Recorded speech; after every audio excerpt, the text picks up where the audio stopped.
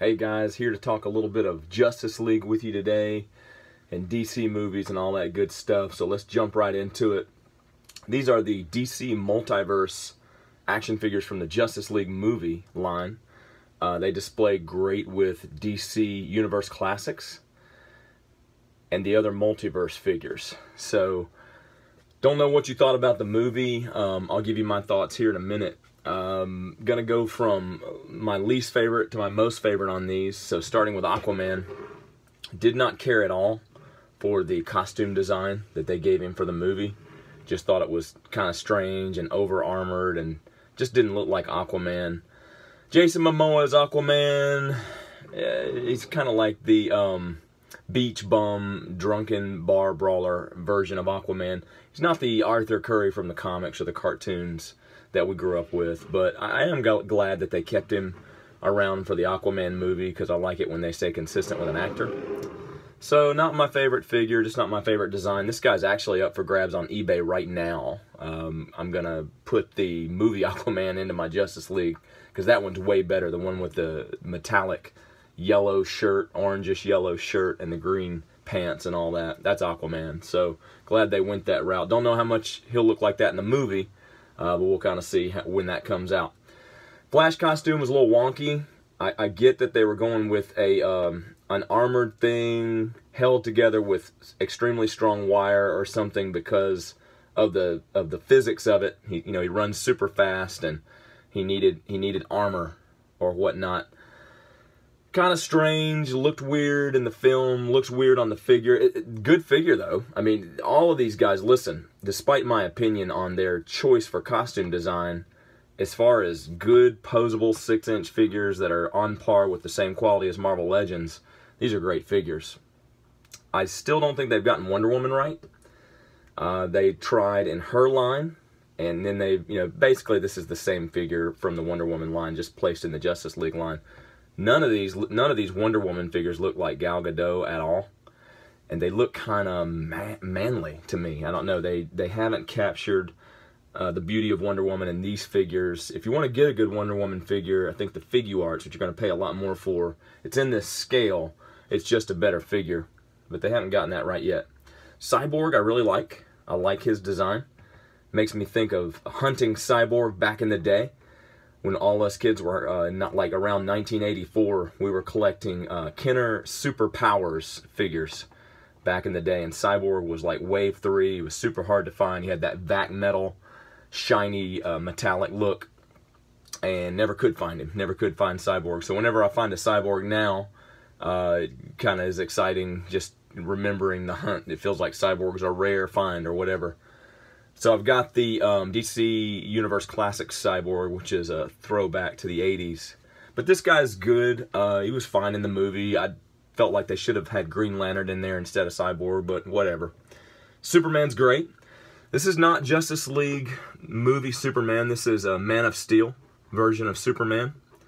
The reason that I displayed this one, I do have that Justice League movie version, but it's odd. They did a different head sculpt, which is weird looking. And they gave him a cloth cape, which I like. I wish this guy had a cloth cape.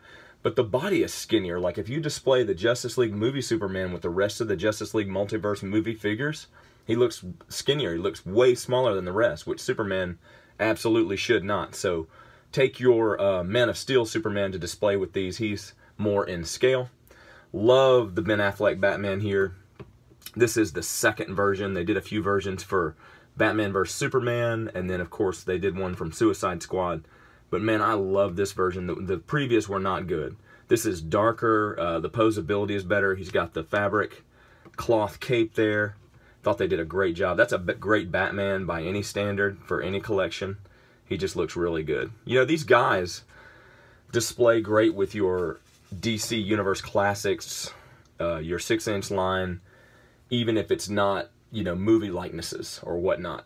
So they're just great toys to have. Even if you didn't like the Justice League movie, this is a great selection of figures. And then my personal favorite is the Parademon. You cannot ever have enough Parademons in your life, and this is the Parademon from Apocalypse. Favorite scene in the whole movie was right near the beginning. Batman's tracking down a criminal, and he ends up fighting a parademon, and it just reminded me of when I first discovered Darkseid and Apocalypse and the Parademons. It was the X-Men Teen Titans crossover comic, and that was when I first discovered these guys. And then Superpowers came out, and they were parademons, so I've always liked them as a army builder, as a you know, an enemy for the Justice League to fight. And they're still around. You know, Darkseid and his minions are always still around, so you can army build these guys. I don't think they're super expensive. Some of these are on clearance in stores now, so you can get them. So on to my thoughts on the movie. I guess you got to start with Man of Steel. Man of Steel was an okay Superman movie. It lacked the hopefulness that we got with the Christopher Reeve movies, and also was reflected in 2007 Superman Returns with Brandon Routh, because Brandon Routh more or less did a rendition of Christopher Reeve in that movie. Henry Cavill's Superman's a little more edgy. Some say it was dark. I don't know if it was dark per se, but it definitely was a grittier take on Superman, which I think audiences predominantly did not like as much. It did okay at the box office, but it didn't set up Batman versus Superman as well as we had hoped, because we saw that that return wasn't as good. Not nearly as what Warner Brothers had hoped for. Again, Batman vs. Superman had some great moments, but too gritty, too dark, too edgy, too, in some ways, kind of depressing and kind of cynical. And I think that's why these movies failed. You know, Superman's the driving force of it all, and you gotta have good Batman, good Superman, good Wonder Woman. You gotta nail the trifecta if you're gonna have any kind of successful DC cinematic universe.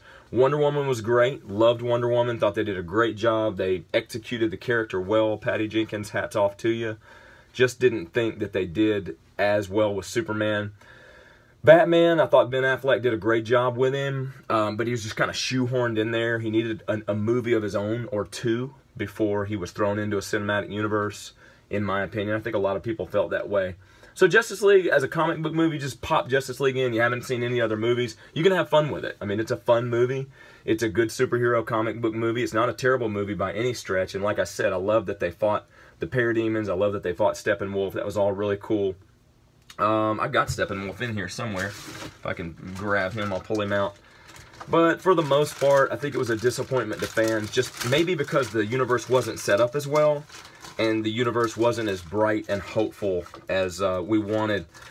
I really think that the majority of DC Comics fans want movies that take us back to that old Silver Age feel, when you know, things were hopeful and things were bright and things happened in the daytime, and it wasn't so angsty, it wasn't so gritty. There seems to be a cynicism that was approached with these more current ones, and it's changing. Justice League was less dark than Batman vs. Superman. So it looked like they were trying to turn the ship, but it kind of feels like they don't know which direction they want to go. So I hope that they're figuring that out. Aquaman trailer looks good. Shazam trailer looks good. So we'll see. When those movies come out, we'll see. There's Steppenwolf, the big bad from, boom, got to turn him sideways there. The big bad from Justice League. He was cool. He was a cool villain. Always liked Steppenwolf, even as a kid. You know, the guy with the axe. He was also a superpowers figure. Looked way different than this guy. But I don't know. I think Darkseid should have been in it. You know, this one, by the way, has a removable helmet, which is kind of cool. The CGI on him wasn't so great and all that. But anyway, for the most part, whether you like the movie or not, whether you like the DC Cinematic Universe or not, this is a great collection of action figures. I'd say they're very affordable, just if you want to have a Justice League collection.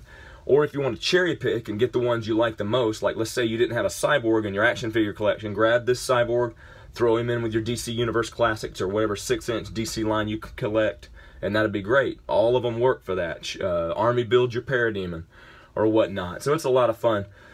I heard a rumor that they're working on a Suicide Squad 2, and that would, first of all, that would not be my first choice. I think they need to go back to board.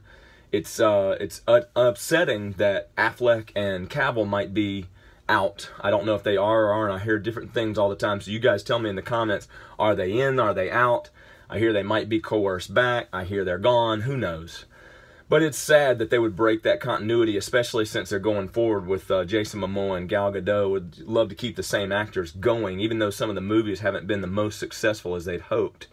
That being said, jumping to Suicide Squad when the first one was kind of a bust Didn't care for that movie at all. Thought they went completely in the wrong direction with it. Suicide Squad, to me, should have been like a military operation, and they should have been going up against military bad guys like, I don't know, Injure Gang or The Brain, Monsieur Mala. Those, you know, they could have pulled from a ton, KG Beast, they could have pulled a ton of DC villains to battle the Suicide Squad that was a more military theme than the Enchantress and putting all the supernatural in there. So it just didn't work for me, and I think there were a lot of elements there that kind of fell flat. So to put your focus on a second one seems to me to be the wrong choice, and rumor is that maybe James Gunn is coming over to direct that, which I think Warner Brothers, don't do that. Don't do that, because James Gunn was let go by Disney for inappropriate tweets, pedophilic jokes, and jokes about rape. Which, you know, there can be redemption for anybody. The guy needs help. People who would make jokes about that and laugh about things like that, he needs psychological, mental, spiritual help. He needs to see his pastor. He needs to see his rabbi. He needs to get counseling, you know, for that. So somebody get James Gunn some help. Don't let him direct any more movies right now, though. Because if you attach him to the project, people just aren't going to go see it. They don't want that. They don't want to be associated with that. So I hope that does not end up happening. Be that as it may, guys, it's a great collection of action figures. Pretty good movie, but I'm hoping that the DC cinematic will be on the upswing coming up, you know, come this Christmas when we see a few new films, and come this summer. And let's hope, and I don't know what they're going to happen with the actors and all, but let's hope they pull it together. Marvel seems to be ending their Phase 3, and they're about to start up with Phase 4, so maybe this is a chance for DC to get in there and really compete with them. Guys, thanks for tuning in. Hope to see you soon.